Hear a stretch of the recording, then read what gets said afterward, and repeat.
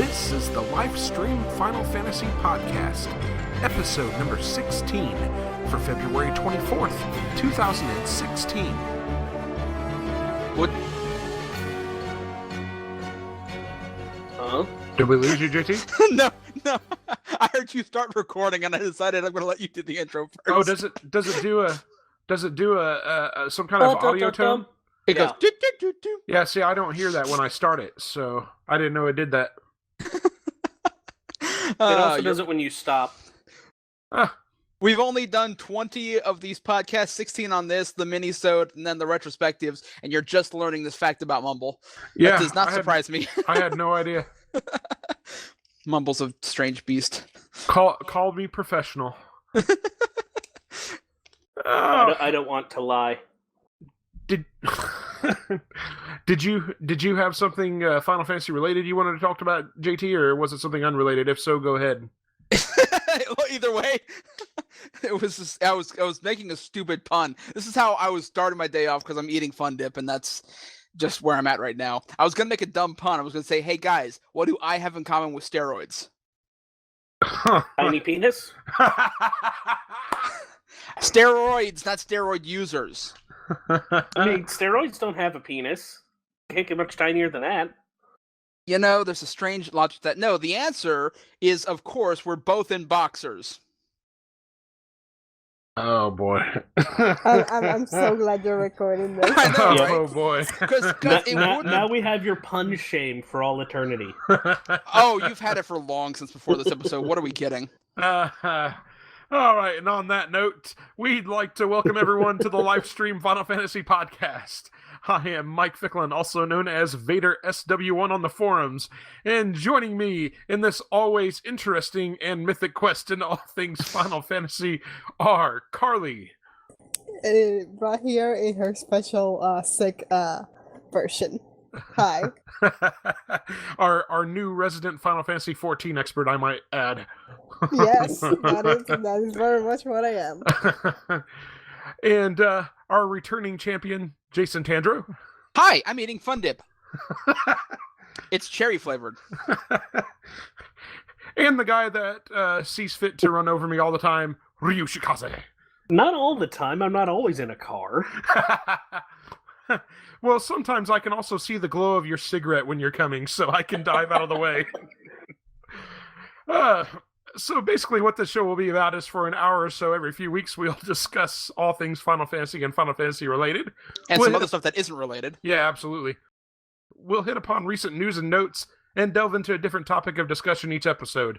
Have a recommendation for something we should discuss? Feel free to hit us up at lifestreampod@gmail.com or comment on the episode posts on the forums each week. What kind of games have we been playing here recently? Heavensward. I assume you're playing patch 3.2? Well, I have been playing some of 3.2, which I'll get into when we discuss that in the news and notes. I've also been playing on my alternate character. I've got an alt character on one of the American servers where I'm trying to do this equal leveling thing, and it's with one of my IRL friends, Rainey, who is awesome. I still have no idea what that patch has, other than people keep mentioning Sephiroth. Oh, it's not Sephiroth, our guy. It's Sephiroth, one of the 3 warring triad statues, which I'll get into. Should I just explain that now since we're talking about it? Well, Now I know even less than I knew before. So yeah, let's go ahead and dive into the news and notes here.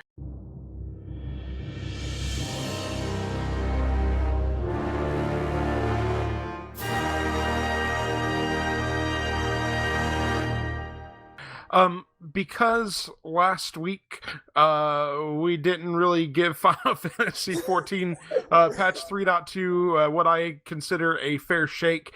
I think we gave it the fairest shake possible. We gave it Carlie. What we had at the time available, which was really nothing. So, in between Carlie's incoherent rants and losing her microphone last episode, we tried to give you a little bit of a taste. And we're joined by Sleepyhead himself. Welcome, Lex. Put your headphones in. Good Lord. So, Hello! In the 11th hour. that not turned out to be a little longer. What happened? Did you guys start? Yeah, Yeah. we literally just started those, so don't worry about it. We said Yeah. 11:30 and I'm only 5 minutes late. Which is surprising because usually when you say you're gonna take a nap, you wake up 10 hours later. So like last episode's debacle with episode 14 and Carlie, I'm also going to blame this on Carlie because she was making bets with us that you were not going to show at all, Lex. Well, she was correct.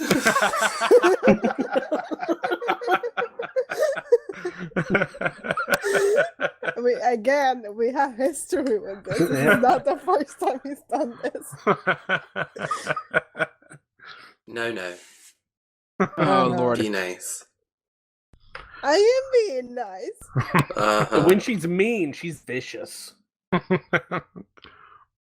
So what we were about to get into, Lex, we were about to give JT a chance to explain all about Final Fantasy XIV and patch 3.2 and explain his absence from last week's episode. 2 weeks ago. That left me to become the Final Fantasy XIV expert in nothing because So- I have no idea what it was about. JT, regale us with your tale. Oh, it's wonderful. And Carlie, congratulations on the Battlefield promotion, as it were. But no, so here's the thing. For those of you who aren't in the know, which I imagine is most of you, because I don't think I've talked about it on this podcast before, I work a night audit at a hotel, which is one of the coolest jobs because it's nice and peaceful and serene, but also one of the worst hours you could possibly work outside of like hospital admitting / being a doctor / being a soldier / being an officer or fireman. Like, it's number 6 after all that shit. Because you're working in the middle of the night, 11 p.m. to 7 in the morning. And then on top of that, I have a toddler. So here's how it works. I work at night. And then I sleep for like 2 or 3 hours, watch the kid during the day. My mother or her mother, Stephanie's mother, picks the kid up at around 5:30 to 6. And then I get another hour or 2 of nap in, and then I have to go to work at 11. So I really am running off of half sleep as it is. Now, on a few nights when I don't have to work, I get to sleep through the night, and that's when I kind of recuperate. Lo and behold, we have this podcast set for a night that I have to work, as usually it is. But I usually am able to work with it because I am able to get sleep from the night before because I'm usually off on Tuesdays. Now, here's what happens this particular Tuesday evening, or rather Wednesday morning. Some drunk asshole who is replacing the stairs just outside my front door for this entire apartment complex, who is not only going at it with a hammer and bandsaw, which I could sleep through because that's white noise after a certain point, okay? My wife can't, but I can. But this asshole decides to drunkenly, I don't know what he's doing handling power tools when he's clearly drunk, starts singing and regaling me with this old-time gospel music. And I don't know if you guys know this, but there are, in fact, more lyrics to Knock, Knock, Knocking on Heaven's Door than just those words. This asshole did not know that because he's sitting there going, Knock, Knock, Knocking on Heaven's Door. I am not exaggerating in the slightest. That is exactly what he sounds like. I have a knack for voices. That's what his sounded like. And he was doing that for an hour and a half straight. So this was not at noon when that might be acceptable in all the possible ways it could be acceptable, but this was at 6 in the morning. And the only reason I should be up at 6 in the morning is if I haven't gone to sleep yet. So this asshole, I'm up and it's like 7 o'clock. I'm not falling back to sleep, but I gotta watch Kyra anyways because she's starting to stir. So I'm like, you know what? Fuck it. I'll just have to deal. And then Mike gets on FB around 2 in the afternoon. It's like, hey, so JT, you gonna join us for the podcast tonight? I'm like, fuck, I forgot about it. So I'm like, sorry, man. I did not have the chance to sleep because this drunk crooner decided to regale us with his amazing singing ability at 6 in the goddamn morning. So that's why I wasn't here last time. Excuses.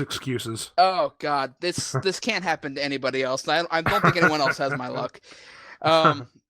And it did lead to a very entertaining time. It did. I I listened to that podcast. You guys were hilarious. I think I have to step up my game somehow to match your level of humor at this point. But no, I'll tell you about 3.2 because 3.2 it adds so much new stuff to Heavensward. Oh my God. So I log in and there's like shit's shit, everything's different. So first off, basic cosmetic stuff. Idyllshire is expanded substantially. The western and eastern portions have added a bunch of stuff to it, and there's a couple new shops. Tomestones of Law, they're still there, but they can't be spent anymore. Basically, kind of what happened to Soldiery back when the original patches started coming out for 2.0. So Law you can't use anymore, but the good news is there's no more cap on esoterics farming. You can hold to 2,000, no more weekly limit, and everything pays you in esoterics now. So getting ESO gear, ridiculously fast. I mean, you can just do your roulettes for a couple of days and have enough for a full set of armor. But the new one, the Tomestones of Lore, are the new ESO, and they're the ones that are coming in like 5 and 10 and 15 increments, what so have you. And they're unlocking new gear. Void Ark, the new dungeon Machi, I think, or something like that, is out. It's the next part of the thing. I haven't done Void Ark yet, so I can't say for certain, but that's apparently what's coming out next, and there's people who are selling equipment based on the gear you get from that dungeon. 2 new dungeons, the Anti-Tower, which is the story quest dungeon. It actually unlocks after the second mission, so you get that pretty early, but the item level requirement is 180, so you'll need to have at least done some Alex farming to be able to get into it. There's also Lost City of Amdapor hard mode. My friend Rainey, who I mentioned earlier, she went into it and she said that it is absolutely gorgeous. She said it was so beautiful she didn't want to leave. Anti-Tower, by the way, has a lot of FF4 references. Apparently the final boss is like dripping in FF4 stuff, so cool. There's also Sephiroth, which is part of the Warring Triad, not to be confused with Sephiroth from Final Fantasy VII. They're different.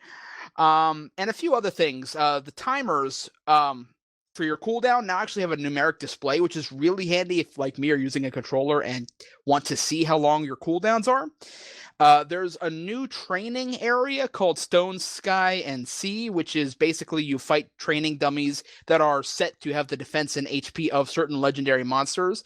The idea being, if you can defeat this thing that won't attack you back in the time limit, you're strong enough to defeat the enemy. Essentially, it's a DPS check.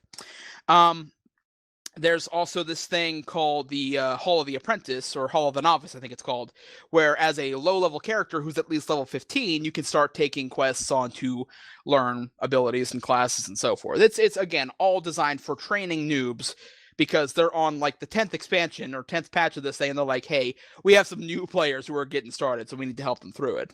And other than that, just some minor cosmetic changes to the menus and all sorts of other good shit. Oh, one more thing. Retainers can now learn jobs. Instead of having to have them just be with the classes like you had before, they can learn jobs. From what I can tell, I had my Lancer retainer go up to a Dragoon. Not much difference there, but they can also be trained in Dark Knight, Astrologian, and Machinist, so that's going to offer a whole new set of options there. And presumably there are some changes coming with that, but I haven't really seen them. If you're going to do that, you have to have 40 retainers to 40 ventures to buy the book that makes that change. But so far it appears to be a minor cosmetic change. Also affects some of the gear they can equip. Right on. I do have one other question for you, and this one's of the utmost importance. What the fuck was the Valentione thing that was running during Valentine's Day? In the best possible way I could say this, it was absolutely fucking pointless. Basically, here's how it worked. You got with a partner. You just have to be in a party of 2. You both put on this matching set of earrings. You wear... They're technically opposite. Then you fuse into one person. person. Yeah, our powers combined. Yeah, but no, you have to have. No, fusion ha. By our powers combined requires 5. Come on, good point. right. What can I say? Wonder Twin powers activate. No. Also acceptable, but that's rings. Well, it's earrings, so it's kind of close. But earrings, there's platinum, and then there's a regular pair. You have to wear one. He or she has to wear the other kind. And from what I can tell, you can be same sex. It doesn't really matter. Japan's usually pretty cool about that in some respects, and others are not so much. But from what I can tell, I saw couples of all kinds doing it, so it doesn't really matter. Anyways, you get in, you wear these earrings, you talk to these 3 fortune tellers, you get a prize that you've been able to buy from the market boards for years.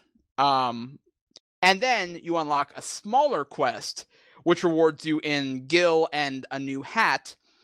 And Well, I mean, that's entirely worth it then. Yeah, good lord, it's a hat.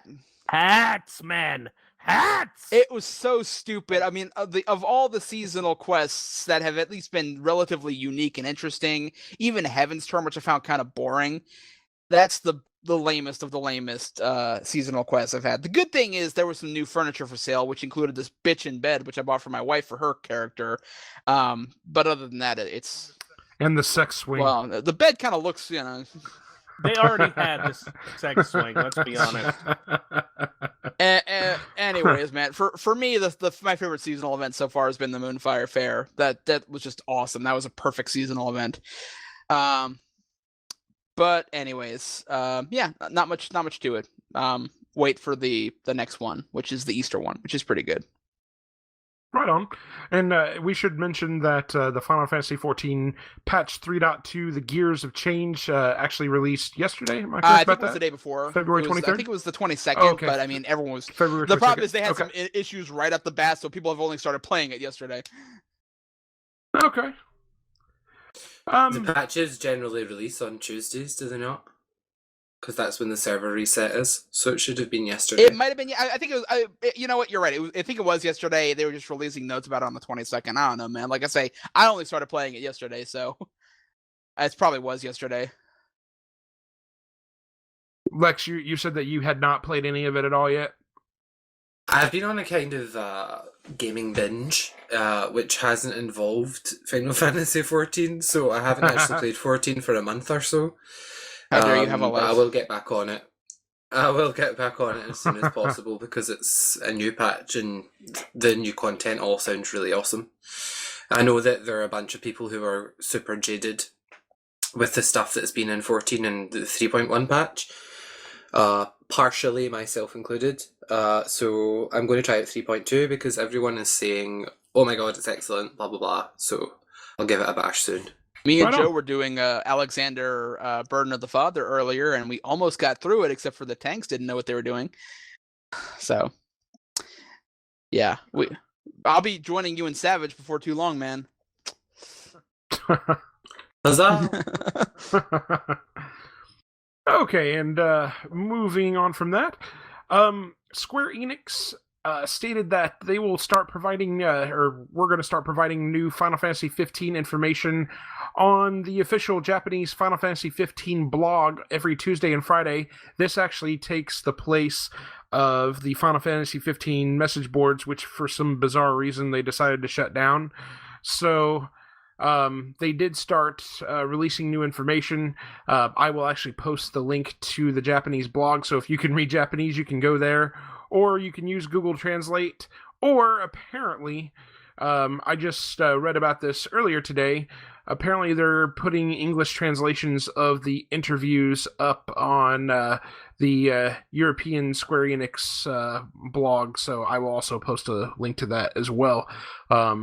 But my understanding is they're going to release new information every day up to the Uncovered event, which I believe comes up in March. Is that correct? May? Something like that. March 30th okay. or 31st. Yeah. So end of March, which is very exciting because it's only a month away. Have any of you read the latest interview with this environmental artist? I'll be honest, I saw environmental artist, I clicked on it, I saw some translated Japanese, and then kind of went, no, I can't be bothered to wrap my head around this right now.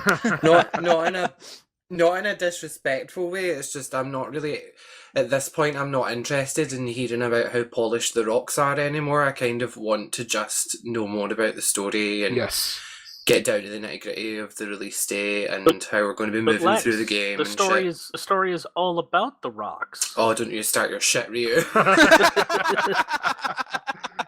You see, Noctis is a geologist. Oh. And so it's the story of a very, very bad dig. Just went totally wrong.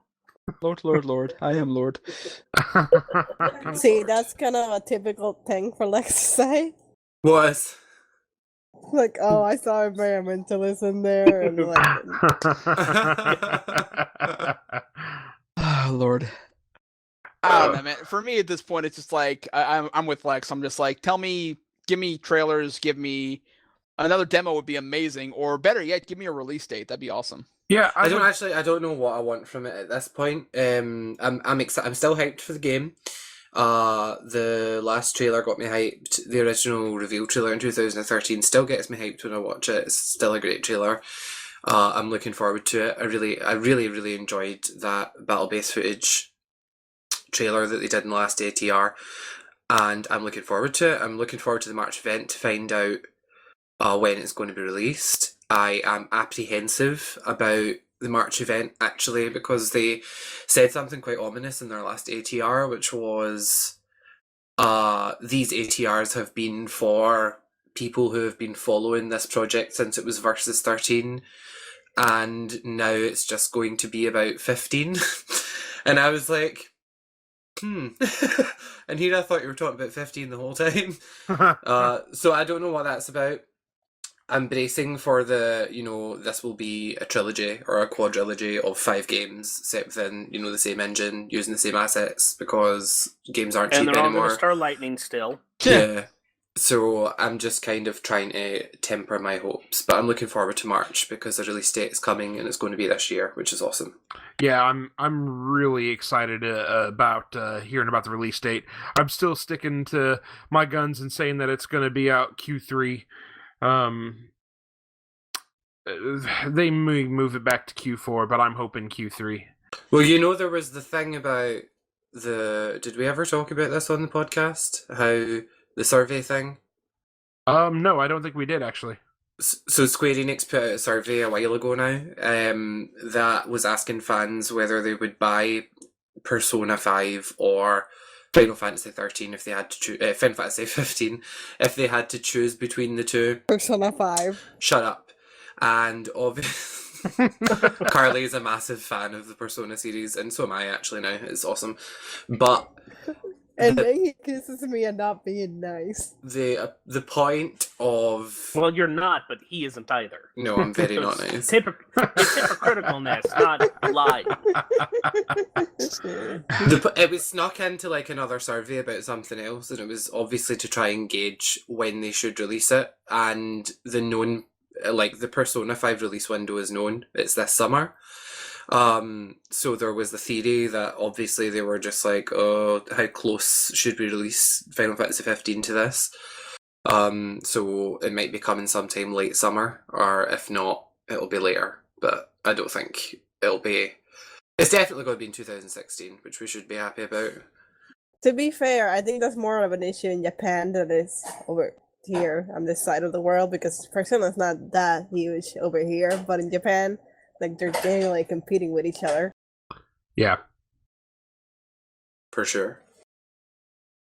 Okay. Moving on from that, it was also announced that Square Enix is releasing yet another arcade game, Theatrhythm Final Fantasy All-Star Carnival. Is supposed to be out in autumn 2016 in Japan. Apparently, what the fuck? Yeah, right? So it's an arcade game, arcade Theatrhythm game, I'm sorry. I just don't understand Square's interest in arcade games all of a sudden. Oh god, they're going Konami. They're going full Konami. No. They can't be going full Konami. They're still making games. Oh, that wound still hurts. Hashtag Can I be fuck honest, Konami. folks? Theatrhythm is one of... Theatrhythm's awesome. It's really, really fun. I've got it on my 3DS. And I'm just sad that when you said there's a new Theatrhythm game, I went... Yeah. But it's arcade, so who gives a shit? Well, we may see a port of it eventually. So yeah, they're saying that the game's going to feature over 80 songs, and they did put out a teaser trailer for it, and I will link to that in the show notes. It's very much a rhythm game, so that's all I can say about it. Yeah, I have the first one on my iPad, which it was actually my wife's iPad. She just gave it to me after a while, and I played it for a bit, and it's actually really, really fun. I like it, and I like the music, so I'm a huge fan of it. The only problem is when the iPad version, at least, is very microtransaction-y. You get like 4 songs free, and then the rest you have to buy. So The first Sounds time, very EA. well, no, the first time I played Theatrhythm, it's free though. Like the actual app itself is free, and it comes with a few songs, and then you pick what songs you actually want to pay for. Right. So I don't think that's a bad thing at all. I think that's probably the right way to do microtransactions in a game that suits microtransactions, at least on mobile. Because the first time I didn't have a 3DS when Theatrhythm came out, and I wanted to play it. And I got it on iOS, and it was not pretty on the iPhone 4 because that's what I was using at the time. And I didn't mind. I actually ended up buying a shitload of the songs, so they got a fair bit of money out of me on that. And then I bought Curtain Call for the 3DS when I got my 3DS, and I don't regret either purchase. Like, it's really worth it. It's a really fun game. If you're into rhythm games, you have to be into rhythm games, and you have to be into Final Fantasy music, so it's fairly niche.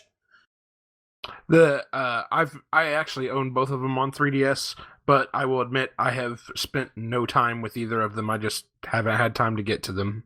See, when you sit down and actually because it's such a portable thing. It's a game that's built for portable. So when you actually play a song, you'll go, "Oh, that's kind of fun. Oh, look, I'm getting better," and it will be 3 days later. And you won't know what happened. Like, it's so addictive. I'm looking forward to checking it out. I believe I have it on our roadmap to check out, so for the retrospective series. Yeah, so moving on from that, they did announce that, or Square Enix announced that World of Final Fantasy will feature, depending on how you pronounce her name, Quistis or Quistis from Final Fantasy VIII. So Quistis. I've heard it pronounced both ways, so I have just satisfied both sides of the fence. So Typically, I prefer not pronouncing the "w," just so it's Quistis. Let's just call her Quaitai. Let's just call her Bayonetta. I mean, you can always call her Queen. I assume you're excited about this, JT, given that you are a Final Fantasy VIII fan. I am a Final Fantasy VIII fan. That news is about a 3.5 out of 10 on my excite factor. Just, okay. It's interesting. I mean, I liked the first Dissidia okay, despite the fact that it was kind of balls to the walls hard on some of the later levels. And I've never yet finished it. But I mean, it's interesting. This isn't a Dissidia release. This is for World World of Final Fantasy. Oh, World of Final. Oh, then make that a 1.5. See, I'm gonna pull an Arrested Development here every single time that game gets mentioned and say who, her. I really listen. I'm a Final Fantasy VIII fan, and I'm not excited because it doesn't matter who they put in this game. It's still going to be a bizarre game. Like, until we play it and go, "Oh my god, it's awesome," nobody's going to actually care about this. Yet another spin-off. Yeah. I equate that game to like the best, most amazing water park in the Middle East. Like, that's great, but it does not relate to me at all because I'm not going to go to that particular party. So you can have everybody you want there. I'm not going to be attending it. I will be playing the game because it's the first proper full Final Fantasy title to be released on the PlayStation 4. And that is literally the only reason. Which is kind of sad. I feel sad for myself. That's like the same reason that people ended up getting Final Fantasy All the Bravest. Ooh, it's a mobile Final Fantasy. Oh my god, the nostalgia. Oh my god, I spent $60 on fucking Hourglasses. No, there were already Final Fantasy mobile titles out before that. People just didn't. Personal Defenders. I've played I've dipped a toe into most of the mobile titles, to be honest, and I'm not interested in any of them. This is the first console title that they've released on this generation. Obviously, they released Typo HD, and that doesn't count. That doesn't count because it's a port. So yeah, this is the first full-fledged, and also it's coming to Vita, and there's barely anything on the Vita, so I don't know. I'm looking forward to seeing what it's like, but I expect to be underwhelmed. I don't expect to be disappointed, because I've never actually played a console Square Enix game and gone, oh, this is a massive disappointment. But I have been underwhelmed a few times. The first time being Final Fantasy XIII, and predictably, probably World of Final Fantasy. Yeah. See, to be disappointed, you would have to be going in excited or like have some level of expectations Yeah, about it. that's But the if thing. you don't have anything, you're not gonna be disappointed. That's exactly it. Yeah, I don't care enough. I feel compelled to buy this just because I'm a Final Fantasy completist, so I probably will buy it. My interest level in the game is really low, but I thought that this piece of news was interesting, not only because obviously it's related to World of Final Fantasy, but because of some of the backlash coming out of it, people complaining that it wasn't Rinoa instead. Well, I suppose from the perspective of someone who enjoyed Final Fantasy VIII, I'm happy that it's her and not Rinoa. I think Selphie's probably like the most enjoyable character, female-wise, from Final Fantasy VIII. I don't know. They're all kind of... None of them are particular standouts in it. Let's be realistic here. But Quistis gets overlooked. Like, she is the one that everyone kind of forgets about. So I'm glad they did choose her. They're giving her a bit of spotlight. That's cool. There's a reason she gets overlooked, and that is because, again, factoring in mainly limit breaks, which are the most unique aspect of the game, as far as how the characters are formed. Quistis gets the short end of the stick because literally everybody else has a multi-hit attack except for Quistis. Or the end. Or the end, yeah, the end. Yeah, Selphie doesn't have a multi-hit, but she has the end. She does have multi-hit because she can do up to 3-time casting spells, but that can be accomplished with the spell triple anyways. But yeah, she also has, but again, the end or full cure or even wall in a pinch is handy. If you ever fight a boss difficult enough to actually need protect and shell at the same time. But no. Yeah, but if you're up against that boss, you might as well just go Invincible Moon. That's a good point. Because if you're learning any other of the dog limits for Rinoa, then you're doing it wrong. I mean, this is just in terms of gameplay, though, and I do agree that her limits are obviously not as standout as anyone else's. But she does have some amazing ones. She gets completely overlooked in the plot too. She does have some excellent ones, to be honest. But the point that I was making is that in terms of fandom as a character, she's overlooked. In terms of like fan fiction, nobody gives a shit about her. So like, no, seriously, I don't spend a lot of time reading Final Fantasy VIII fan fiction, but so he claims. So I claim. Me think he does protest too much. No, he's too busy reading Mass Effect. Yeah, I thought you were going to say that he's too busy writing it. I'll tell you where she's not overlooked. Bondage Rule 34. Oh, don't even go there. That's crass, mate. Stop. Well, that's his area of expertise. That's all he can speak to. You know, with Rinoa, I believe in a previous podcast when someone was talking about Final Fantasy VIII, I described her as poor man's substitute to Aaron or Kmart discount Aaron. Oh, that's just because like your brain. She does wear blue, so isn't capable of the higher function to understand Final Fantasy VIII, and that's okay, Carlie. Like, I'm here for you. But... See, Preach it, Lex. We've been friends for 5 years, so I know. He's always. I love. This is being defensive when backed into a corner. Yeah, we understand. I can always picture him sitting with popcorn, throwing stuff at people. It's like, oh, you're ugly. Your clothes are stupid. Lex really is. I kind of feel like he's like the judge on America's Got Talents that can reduce a person to tears. I live to please. Oh. You know, had you guys seen Mean Girls? Because he's Regina. Oh Lord. Oh God. Lord. He has the same dress sense too. We Oh, love you, Lex, LOL. really. Okay. Last little bit of news and notes here was just going to have us go over where we're at with our Final Fantasy Retrospective series. I will go ahead and go first since I probably have the least amount of progress. I am actually just finished the second round through the Tower of Babel, and that's about it. So, in Final Fantasy IV. I don't even know what you guys are playing, and I have no idea what Well, you're talking about. we're playing Final Fantasy IV technically right now, but because we were doing the Final Fantasy V community playthrough, apparently we're also several of us have already played Final Fantasy V too. So, JT, where are you at? Well, I beat Final Fantasy IV a while ago. You son of a bitch! Great game. Well, it was my first time actually beating it, and I have to say, man, that ending just like hit me right here. That was such a good ending, and it was super good game. I'll talk about it more when we do the actual retrospective podcast. And I'm well into Final Fantasy V. I'm actually only one chapter behind the rest of the community playthrough. I just got the Windrake in Gallif's world, which means I'm about to go talk to the Turtle Man. So. How about you, Lex? I'm halfway through 4-ish, I think. Or not, maybe. I don't know. I played a speedrun it for half a day, maybe.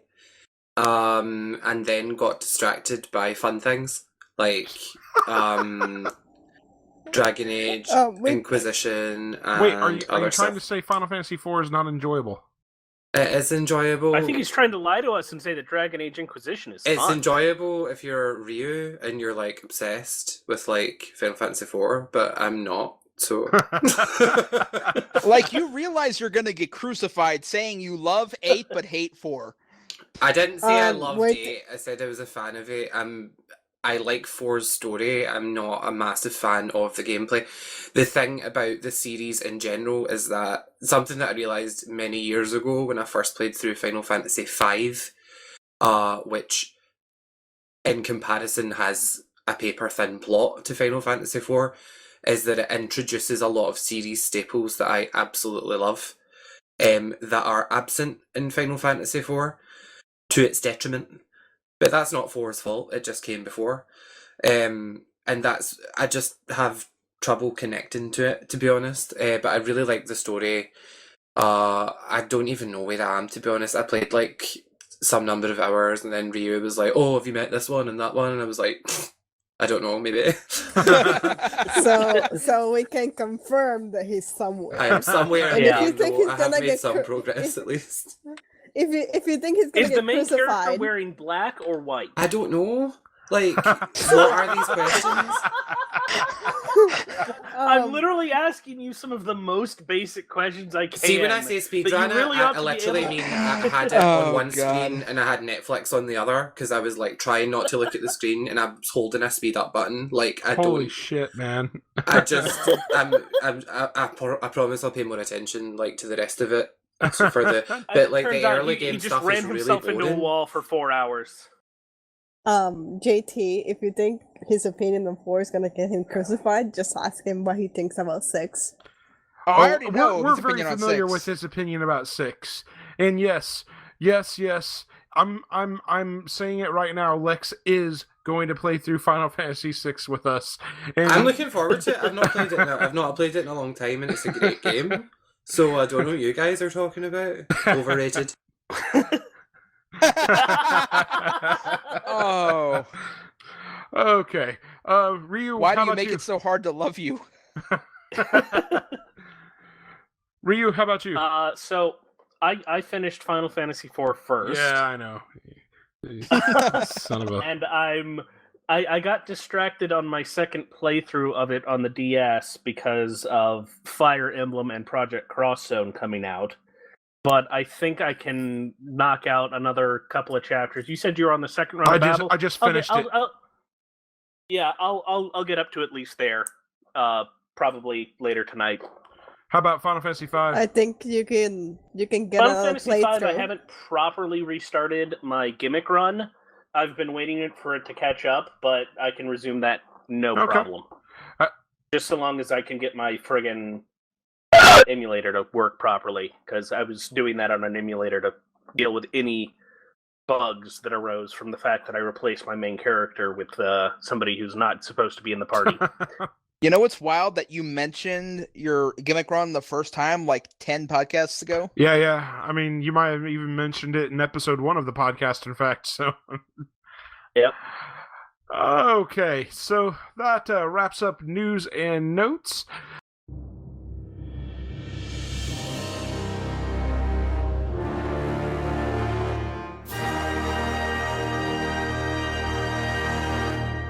Going into the main topic this evening, I thought we'd have a discussion about an article I had read. There was an interview that I'd read with Hajime Tabata. Interview's about a year old, and I do realize that. However, it was my first time reading it, and he brings up something very interesting.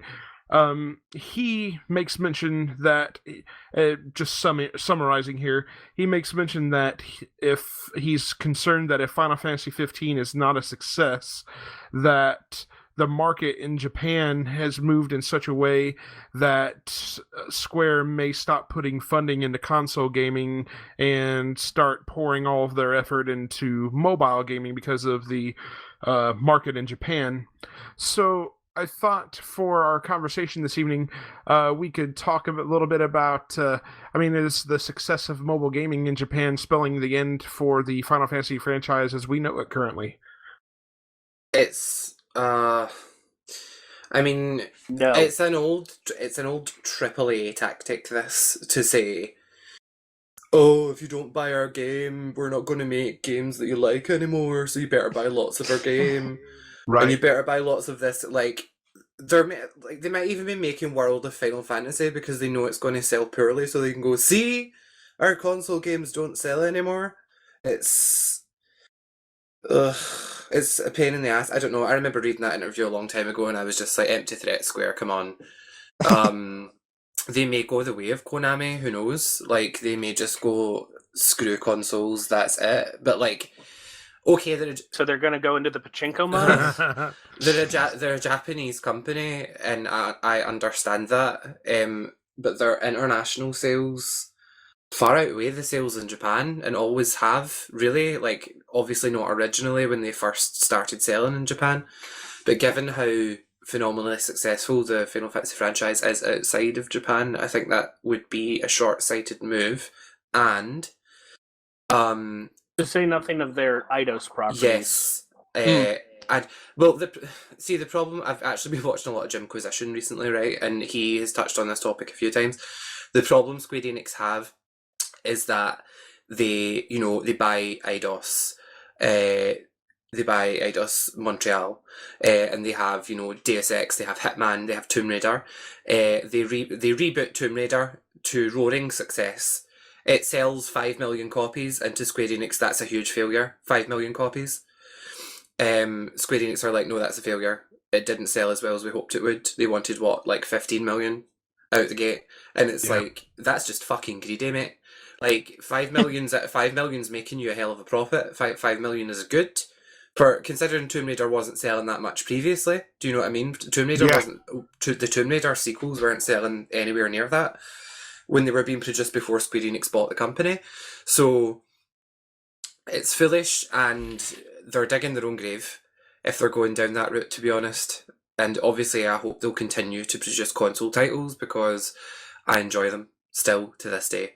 So I think it's just silly and short-sighted. And one more thing, mobile gaming is massively profitable for every gaming company in the West too, which is problematic for people who don't enjoy it, like me.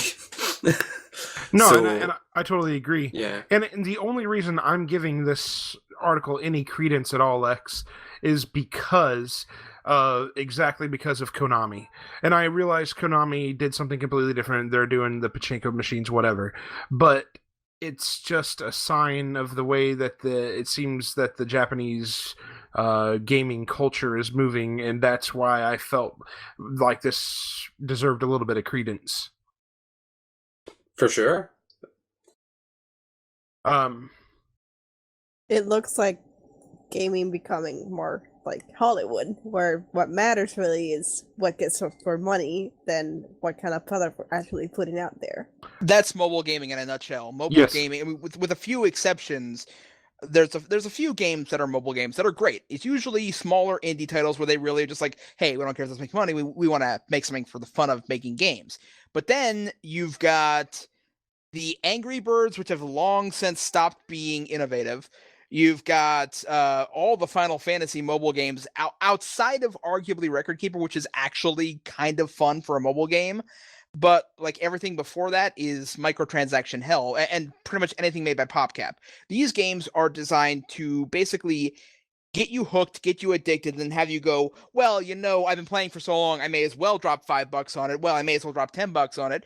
Well, I may as well, you know, take out a second mortgage on the house to pay for these freaking gold. Because, I mean, and that's the thing, there's actually a lot of research out there that says that these games really, really are like manufactured to take advantage of people who have addictions. Of course they are. To gambling. Yeah, 100%. Yeah, exactly. It's not, and of course MatPat did a great video on it, and I love him, and I love game theory. But like, there's plenty of research out there that says that you know, mobile gaming is essentially it's basically mobile crack. I'll give you a perfect case in point. So I have this little piano game that I like on my phone called Magic Piano. It's by Smule. And, you know, it's just you play, it's a little rhythm game, and you play classical music, and I like it. They had one of these earn free premium currencies by downloading this app and getting your level to a certain height at some point, and that was for the new game you've seen advertised everywhere called Mobile Strike, the one, you know, advertised by Arnold Schwarzenegger. Well, that game is absolutely, first off, it is a shitty game. It is basically, okay, press this, level up. Okay, press this, level up. I have not tapped on something so many times in succession until I last played Final Fantasy All the Bravest. And this thing was right from the first mission I completed, which was 2 button presses. It was saying, hey, buy premium currency, only $49.99 for 10,000 gold. It's like, and it knows that people will buy that because they'll be instantly hooked, or they'll get their base to a certain level and then they'll be instantly hooked. So the fact that they're saying, hey, mobile gaming is a great place to go is because it takes like 0 effort to make a mobile game. And then you can have people who are just will sink money into it because it's there. So I don't know. I hope it's not true, and I hope it's not the model they're going for. But I mean, if it is, that would not surprise me. They won't. Because they know full well that the mobile market is actually dying, because what you Please let described that be is the true. white whale. Oh my god, I'm so happy. So it's called the white whale sales method, where you put in a bunch of microtransactions, knowing full well that like 99% of people aren't going to buy any of them. Then there's going to be that one addicted asshat who just buys everything. The problem is, those people are running out of money, and people are getting wise to the shenanigans of microtransactions, so that market is dying off. Thank goodness. Yeah, for sure. I mean, if there is truth to that, yes, very much. Thank goodness. I think we will look back on the time of mobile games, at least the microtransaction-y mobile games, as one of the worst blights on the gaming as it stands. Just my personal prediction there. Yeah, I mean. So go ahead, Lex. I was just going to say, in a general sense, I'm actually really worried for the future of the larger game industry, because there's a lot of people who, going back to what I said about Square Enix, and being disappointed with 5 million in Tomb Raider, you then have indie developers who obviously cater to like the lower end of the market and make some great games, and they're the only people that are really being innovative at the moment in terms of like general gaming. Some of that actually goes on to mobile as well, which is awesome for people who like mobile games.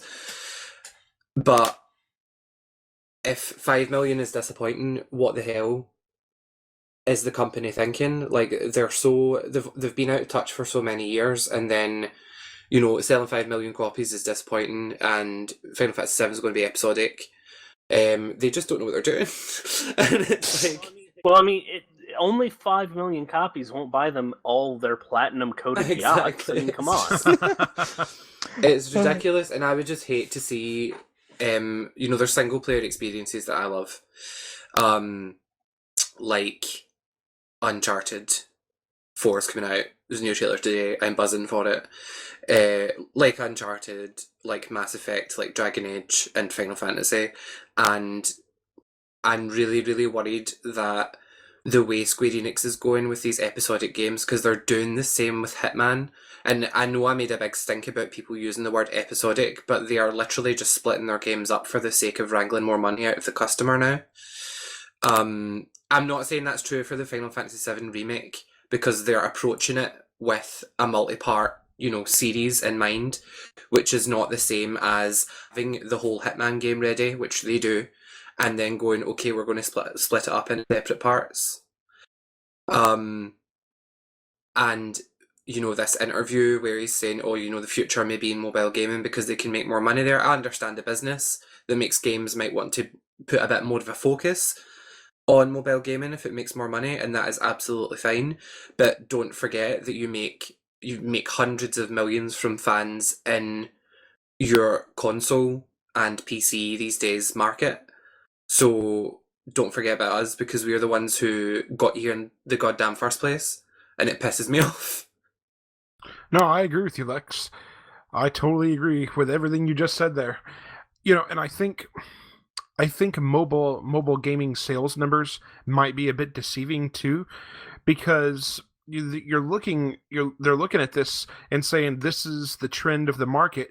But I think mobile gaming, and I think something that's getting overlooked with mobile gaming, is that a lot of people that aren't regular gamers buy these mobile games or play these mobile games on the bus ride or on the train ride or on a lunch break or something like that. People that are just looking for something to do, maybe older folks that weren't that don't have any interest in regular console based games are picking these games up. And it's not the point I'm getting to is it's not indicative of the major gaming market.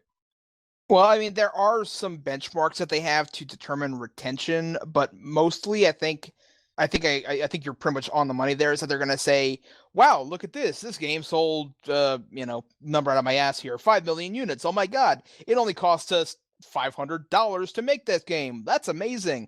And they're not realizing that, again, I guarantee you, especially with some of the more notorious games that get panned, again, All the Bravest. I got a funny story about All the Bravest I'll tell you here in a bit, but I guarantee half the people who get these games, or they're going to either uninstall them or they're going to get a new phone and not re-download it. It's just they're not seeing the forest for the trees on that. Yes. Yeah, you can't look into total number of downloads as an indicator like you can with total number of sales, because downloads are not equal to purchases by any metric. And that's another problem with the free-to-play model. Here's how I know that I can't deal with mobile gaming.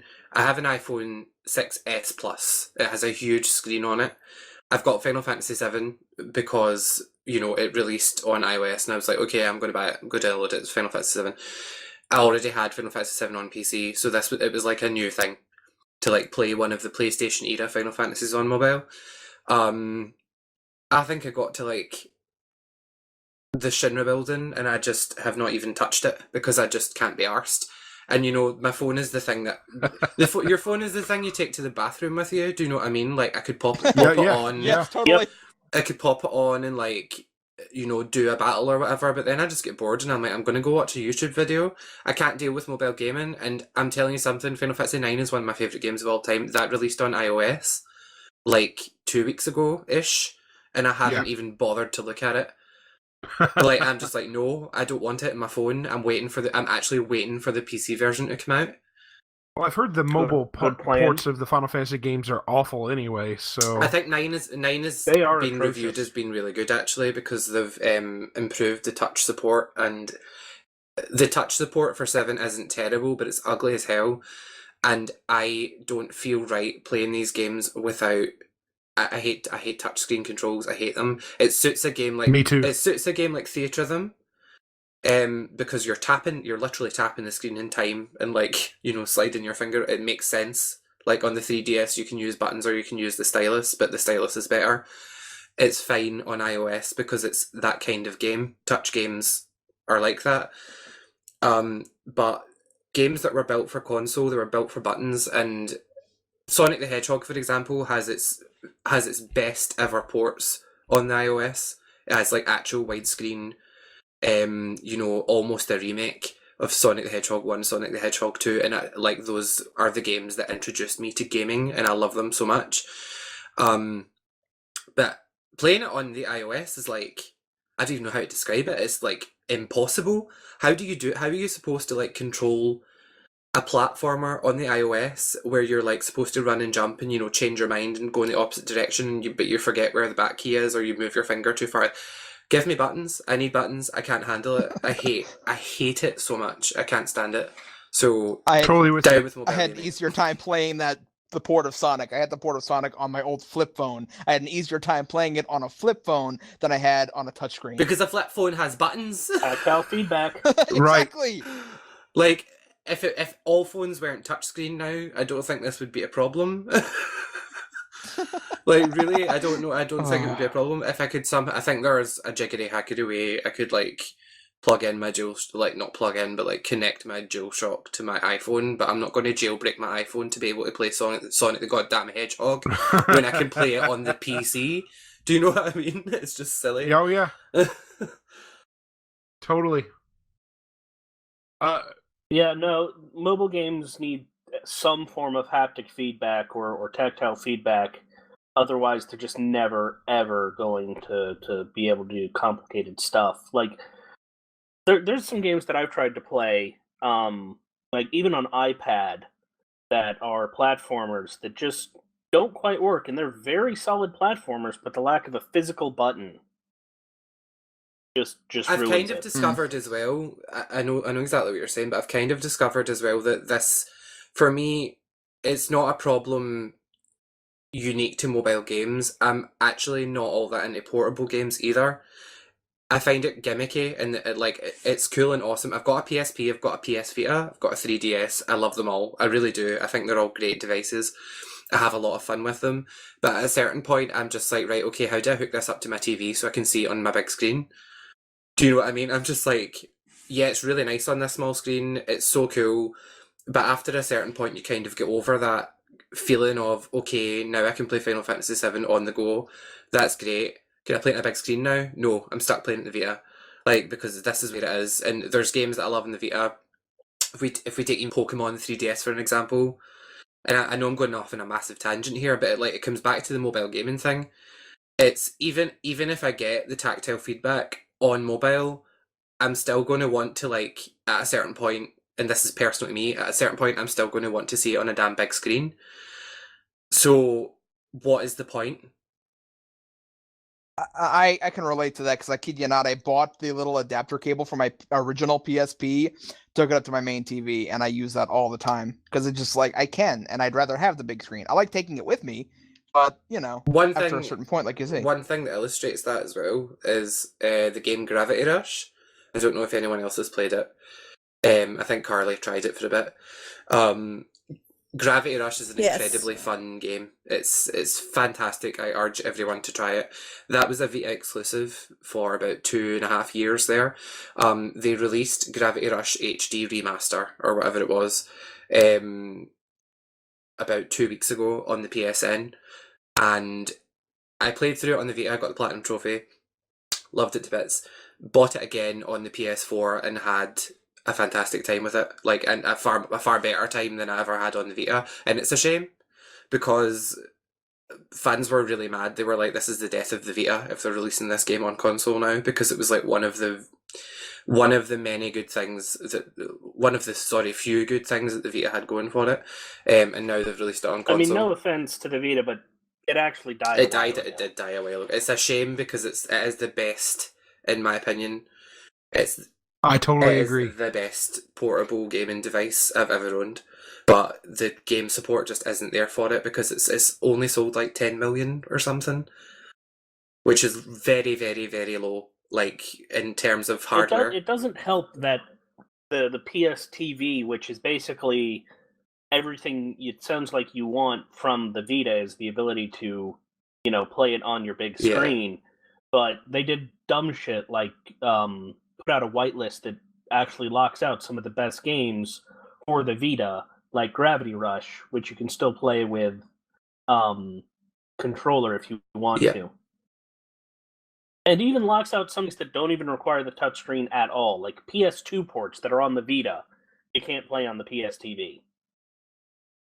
It makes me wonder if the rise in mobile gaming is what actually helped kill the PlayStation Vita. That and the 3DS at that point. The 3DS, I think it's the big Well, killer. the thing is, the 3DS was a pronounced dead console when it first came out. If you remember, it was performing really poorly, and now it is astronomically successful.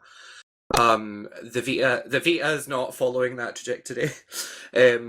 Well, I was gonna say, but it's also the only handheld console system out there, really. Yeah, so Well, yeah, but no. It was doing even when Vita was still technically a competitor and not dead in the water, it was still very much doing well. It wasn't just because it's the only thing in the market. Because when it was the only thing in the market, it was just kind of floundering. But it got the games, is the thing. It got promoted. Yeah. It got shit like Fire Emblem Awakening. That's kind of true of all the newer consoles, though. The problem is we've had that happen before. I mean, for God's sakes, look at the Wii U. The Wii U was the exact same story. It was, oh my God, this is a huge flop. And then Hyrule Warriors, Super Mario 3D World, Super Mario Maker, and the list keeps going. And now, oh my God, all of a sudden, this console is, why don't you have this console? No, literally, it's not. The Wii U still has shockingly bad sales. Yes. It's the Wii U's problem isn't game support. It was partly game support, and a big part of it was actually branding, because there were a bunch of. The thing is, most of the bulk of console sales come from mothers and fathers at Christmas walking into game shops and going, "My son said he wants one of these." And the Wii U does not sound like a new console. It sounds like it's like an expansion hardware or something for the original Wii. It wasn't really promoted all that well. I don't think I saw a single advertisement for it on UK TV the year it released. I've still not seen one. I don't think I've seen one. I really am trying to rack my brains.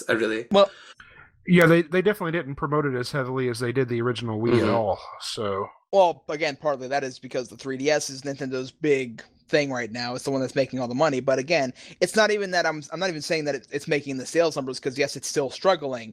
But I'm saying that, and I mean, if you want to take a better example, probably take a look at the PS4 and the Xbox One when they first came out. Now the Xbox One still has a pretty shitty game library. I mean, you've got Halo 5, Master Chief Collection, and that's it. The PS4 started out arguably the strongest of the three consoles, but I really don't know if I would agree with that, actually, because the PS4 was looking like it was going to have the best library at launch, and it actually had a really weak library. There was a bunch of launch day titles that got pushed back to the following year. One of them was Drive Club, and that the release. Watch Dogs would end up being you crap guys. anyways. I mean, you guys probably know that I'm like a PlayStation fanboy. I'm all about PlayStation. I could not give less of a shit about Xbox, but Xbox Me One too. did have quite a good launch day lineup compared to PlayStation. I would say it beat PlayStation its launch day lineup. What happened with Microsoft and PlayStation was their E3 conferences bombed. Microsoft bombed horribly with the whole DRM bullshit they were trying to pull, and then they had to backpedal, but they'd already lost a bunch of support from their long-term fans, which is good because they fucking deserve it for trying to be assholes. But my God, we're so sidetracked, but whatever, it's a fun conversation. But the PlayStation 4 was cheaper for a start and more powerful. Somehow, in the one go, it was probably the bundled Connect and some other features that were to do with TV, as we all remember from Microsoft's conference. Yes, television. The one thing Microsoft has going for it, or the one thing the Xbox One has going for it, that would be the only thing that could potentially make me go, I really want one of those, is BioWare's support. They funnel some money into BioWare to keep some of their content platform exclusive. But lucky me, I don't have to worry about games at least not releasing on PlayStation 4, as happened with the latest Tomb Raider game, which is horrendous. For anyone that doesn't know, Rise of the Tomb Raider is an Xbox One exclusive. It's published by Square Enix. It's an Xbox One exclusive right now, from its release last year, and it was supposed to be for a year, so it'll be coming out for PlayStation 4 like later this year. But I don't think I have to worry about that happening with BioWare, because BioWare sell shitloads of games, and the PlayStation 4 has sold more than twice as many units as the Xbox One. So I'm just looking forward to this year, because the thing is, games sell consoles. Everyone knows that. The big games are what people go, okay, I'm going to buy this console because I want to play this game and it's exclusive to this platform. Uncharted 4 is one of those games. This year, there are so many games that are coming out that are like astronomical and people have been waiting years for. You've got Final Fantasy XV, which true is multi-platform. You've got The Last Guardian. You've got what was that other one I was talking about earlier? Uncharted 4. Which is coming out next in like a month and a half. That's coming out. These are massive, massive, massive console sellers, and the PlayStation 4, in its ridiculously high market position right now, it's dominating this generation by absolute miles, and all of the games that people want for it aren't even out yet. That's the thing. Well, so the games sell the consoles, but it's about more than the games. Yep. And I don't know that I'd agree that the PS4 doesn't have the games that people want. I mean, for God's sakes, Metal Gear Solid 5 is... Oh no, of course it does, but I mean, if you can't use I just don't think you can use Metal Gear Solid 5 as an example because it's multi-platform. Hashtag fuck Konami. Well, you can't really use the multi-platform games. I mean, you kind of can, because you can go, okay, if it's multi-platform, then you have the freedom to choose what hardware you prefer.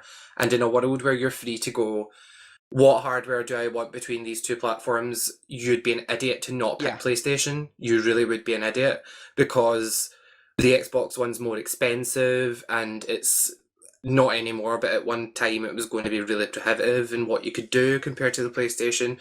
PlayStation's more powerful, all that jazz. If you care about that, then like only a person who cares solely about brand would have gone for the Xbox One over the PlayStation originally.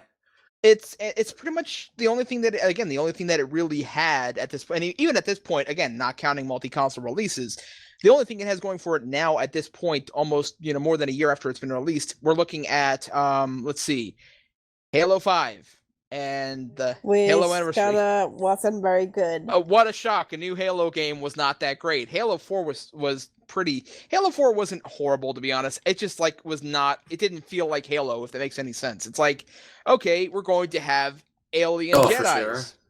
Okay. Oh, yeah, I actually. So we're gonna have Jedi. Enjoy Halo 4. Yeah. Good point. Fair enough. But like it's like. It was not, because Halo was like, yeah, there was aliens, yes, there was guns, yes, there was something, there was not really a mystical element in Halo. There was a science/zealotry. There was never like magical powers, and all of a sudden this guy, who I get, they can call it just high technology all they want, but it's basically magic what this guy can do. Although I will give Halo 4 credit for having the coolest tutorial sequence of all time. At the very end of the game, press left trigger to plant grenade and use something in his stomach. That's amazing. Okay, so we're off track. Let me pull us back on the track here. Yeah, I know. We can close up the conversation here. I just wanted to give everybody one last chance to answer our question here. So it sounds like the general consensus then is that we do not feel that the success of mobile gaming in Japan is going to be the end of Final Fantasy on consoles. Nope. Then Nope. Okay. If it is, that would be the stupidest, most short-sighted decision of all time. And as we all know, Square Enix has never made a stupid, short-sighted decision in their entire career. Not at all. Well, they've never made a conservative, stupid, short-sighted decision. They've made a lot of exorbitant, stupid, short-sighted decisions. Yeah, just as the spirits went in. No. You mean Final Fantasy, spirits. Yeah. Whatever.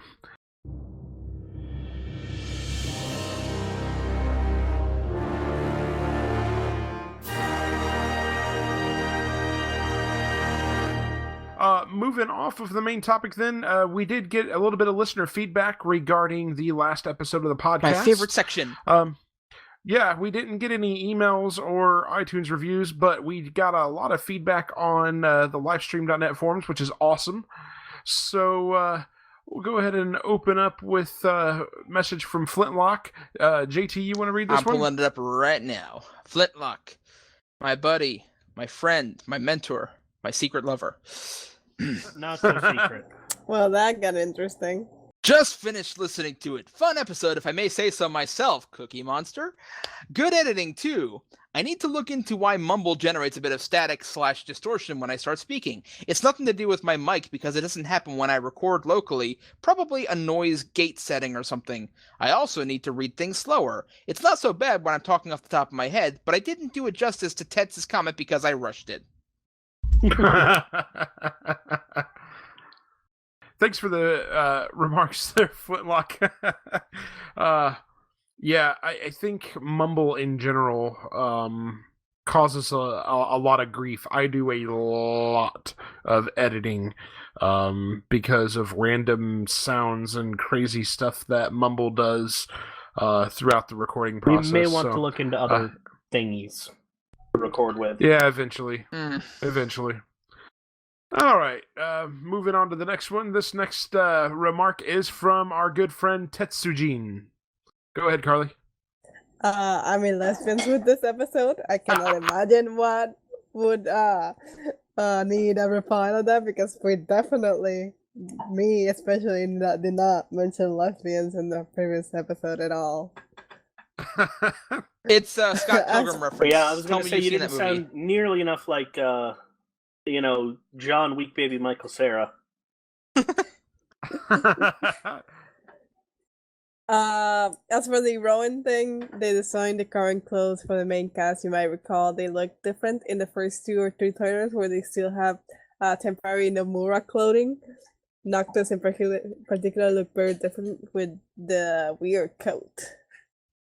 Yeah, and he gave us some pictures to compare and contrast, and yeah, good call, Tets. I had completely forgotten Rowan had designed the clothes for the cast, so there's the reason why from a previous listener feedback, that's why they thought Rowan had been involved. So yeah, thanks for that, Tets. This next remark from Pixel. All right, so I'm going to read this as the Swedish chef.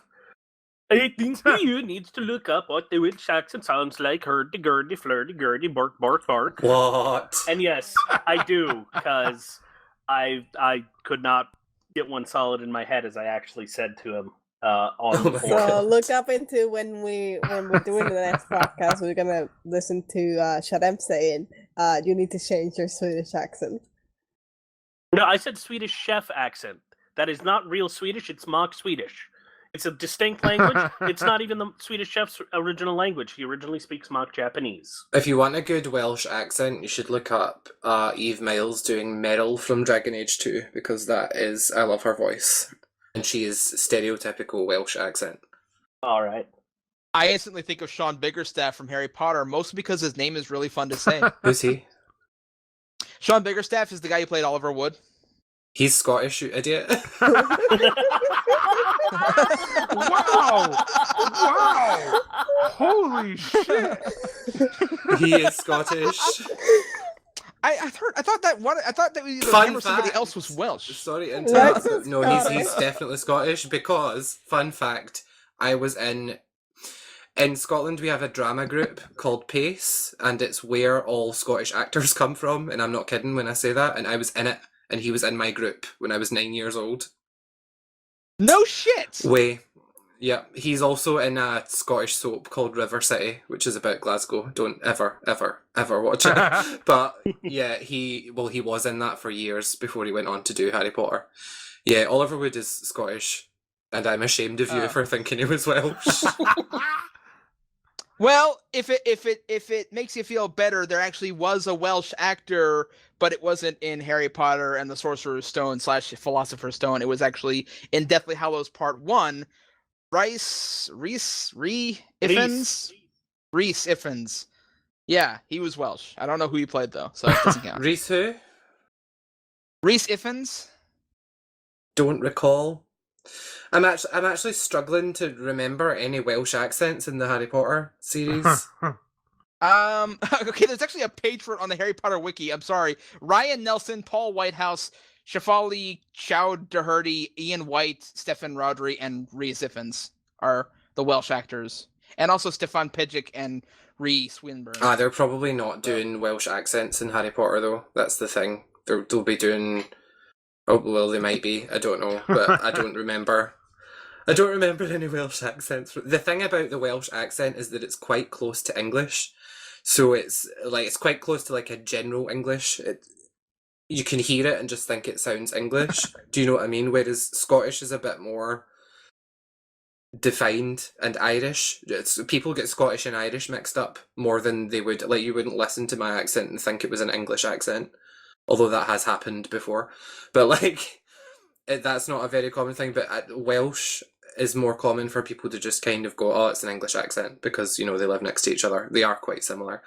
But if you want a really distinctive Welsh accent, anybody listening, go listen to a woman called Eve Miles. She was in the Doctor Who spin-off Torchwood, and she voices Meryl in Dragon Age 2, and her voice is lovely. Right on. There's your studying, Ryu. She was also in Doctor Who. I'll just have to go watch Torchwood again. Or you can watch Doctor Who, because she was in Doctor Who. For like 2 episodes. Yeah, but still. Yeah. But it's not going to do me much to I mean, I could watch those 2 episodes, but I'm not going to get very much, Eve in watching the 50 years plus of Doctor Who, as opposed to getting her in all of Torchwood. Yes, that's correct. And so, yeah, once again, we want to thank you, Pixel, for pointing out that Ryu needs to study. No, I do. Like, I honestly, I probably should, because the man who plays Rhys in that also has a really distinct Welsh accent that I used to use as my touchstone when I could actually remember what he sounded like. Next remark comes from a new member to the Lifestream.net, Sicarius6. He states, I listened to this and you guys said to join the forum, so thank you. And you're welcome. Exactly. Thankfully for Ryu, this guy's Sicarius. American, so he can't complain about Ryu's accent. Aha! And we'll move on past JT's remark here about hold on just a moment. Issues. Hold on. I'm a throw in an American accent then, so he can complain about that one then. Oh, I love a southern accent. Why do none of you guys sound southern? Because none of them are from the South. Hey, no, I am. No, I'm actually, from North Carolina. I just don't have one. And I'm from Virginia, but I grew up in Massachusetts, so I got kind of this muddled Midwestern accent. Let's be going real on. here, right? You guys all decided to change your accents because you felt like you sounded dumb. Nope. And I don't support that decision, because I enjoy just a grew southern up accent. with a Midwestern standard for some bizarre reason. Yeah. I think the southern US accent is sexy as fuck. Like, I know they want to shoot everything, but like the voice is amazing. No, we don't want to do shoot everything. an accent. Some things we want to fuck. Oh god. I've mentioned this before, I think, but I'll actually go into a southern drawl more when I'm speaking to somebody who also has a southern drawl at my job, because it makes them feel more comfortable. It's just like, if somebody comes to the hotel and they are straight up boots to 10-gallon hat southern, I'm going to be talking more like a how you doing today, more like a I'm repeating myself, but more... Boots and 10-gallon is not Southern. That's Texan. That's a very specific subset. I know it's Texan, which is why I'm so damn surprised that so many of these people come into my hotel. Listen, this guy... they just know that you are the best, escort around, and they want to get a piece of that. Look, when that goes on, they usually aren't paying me to talk, okay? I'm actually surprised. They don't even want you to talk dirty to them? More than an hour to get into TLS after hours. God. We were there from the very first comment, if you remember, because Mike made me say my stupid joke up first. Unless he So, removes that but- from the podcast. I may not. I may leave it in. Well, but no, I can do a Southern drawl. I just usually don't because I'm worried that people think I'm voting for Trump. Okay, moving on from that. Lex, you want to read this last one from Epsilon, another new person to the forum? I've been doing some reading ahead of Epsilon's comment, and there's Japanese in here, so fuck you guys. Okay, here we go. Wow. Hi everyone. New guy here. First of all, I want to congratulate you guys. I found the podcast a couple of weeks ago and I really like it. I think there is quite a good balance between news, personal comments and opinions, and just goofing around. Really entertaining stuff. Regarding the question of the week, I am looking forward to Aikini to Yuki no Setsuna by Tokyo RPG Factory, a development company under Square Enix focused on doing classic RPGs. It features an ATB system, a materia-like system, and some gorgeous artwork. Some of you have talked about wanting Square to go back to their roots. Does this count? What do you guys think? Keep up the good work. I like how So I thank you like very how much. you went from mean Lex mode like fuck you guys to nice Lex mode. Hi everyone. Yeah. And Can you you tell you actually to work in knocked out. customer service? You knocked out the Japanese pretty good. So, but yeah, thank you, Epsilon. And thanks for joining the forums too. Yes. So And that was a lovely comment in general, so thank you for that also. for sure. Agreed. Yes, thank you. So, as far as this game, I've not actually heard of it. I assume Ryu probably has because he follows that kind of stuff. Ryu, have you heard of this? Only vaguely. I've been What? no. I haven't. I have not seen much in the way of details because Project Cross Zone 2 and Fire Emblem. God fucking damn it! Dad, I'm coming to see you. Having heart attack. I'll be honest, I hadn't heard of this game until Epsilon's comment. Listen, Wheezy, shove it. Oh, man. Yeah, I've not heard of this game until now either. I'm definitely going to have to look into it. But, I mean, from Epsilon's description of this, I mean, it definitely sounds like what we've been clamoring for with Square going back to the roots. So, I mean, if it is what he says it is, I mean, I definitely think that counts. I mean, why wouldn't it count? For sure, and Because we good, tend to be on the... I was just going to I'm say sorry. good luck to Tokyo RPG Factory, if that's the route they're going down, and they're owned by Square. I'll be interested to see, ideally what they'll do is they'll make this awesome classic RPG, it'll sell millions, it'll outsell anything Square does in its first production company department, and they'll go, oh, people still like turn-based combat. How did Well, that that's why happen? we're getting Bravely Second. Oh god, that's a handheld title, it doesn't count! Yes, it does. I know, it's Bravely series is awesome, I get that. Also, this is technically also handheld, but it's being PS4 and PS Vita release. Are you looking it up right now, Ryu? Yeah. I'll tell you this, Epsilon. Since you brought it up, we will actually take a look into this, do a little investigation on about it, and maybe we'll talk a little bit about it on a next episode here. Yeah, I think that's a good idea because it sounds like something that a lot of us would be interested in. For sure. I mean, hopefully they do a English translation and port it over. So. Oh yeah. So yeah, with that said, that's actually all the listener feedback we got. Thank you very, very much for all the kind words. And yeah, keep the feedback coming. We actually didn't get any emails for once. That's the first time in quite a while that we haven't had any emails to read back. So And we're sad. yes, we are. want emails. Sad face. Yeah. So question for the listenership for this episode. How do you feel about the mobile Final Fantasy games, and do you think they are going to bring about the end of the console era for Final Fantasy? You obviously heard about our thoughts about that earlier in the episode, so I am curious to kind of gauge what how the rest of the listener base feels about that. So should hopefully get some interesting answers to that. So yeah, like I said, we do want to hear from you. Send your questions and feedback to us at lifestreampod@gmail.com. You can also reply to the episode posts each week on the lifestream.net forums. Please leave us feedback on iTunes. We will do our best to read your questions, comments, and feedback on the air. And again, we'd like to thank you for listening to the Lifestream Final Fantasy Podcast. Take care and always protect the crystals. Music on this podcast is courtesy of Incompetech.com.